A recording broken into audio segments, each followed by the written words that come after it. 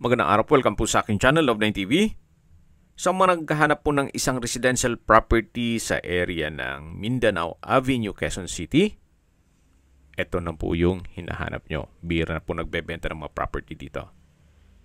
Ito pong bagong video presentation natin ay isang 240 square meters na meron pong old house. Pero si owner po binebenta itong property as lot only. Ang zonal value nitong lot itself ay 11 million. Opo, lupa pa lang. Kaya kung ano man ang nakikita nyong old structure, i-disregard nyo na po ito, although livable pa naman gawa ng dito nakatira si owner.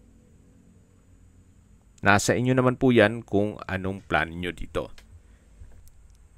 Pwedeng pa-restore, at okay pa naman ang structure, or pwede rin pa-demolish at pagawa nyo ng 3 butas na townhouse para maging income generating. Tungkol naman po sa dokumento nito, ito ay titulado, buhay po ang may-ari, kaya wala po kayong maging problema sa documentation o sa transfer ng title.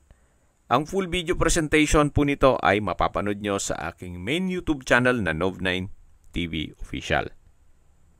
Napaganda po ng lokasyon, ilang steps lang ay nasa Mindanao Avenue na po kayo at napakalapit po sa SM Cherry at mga hospital.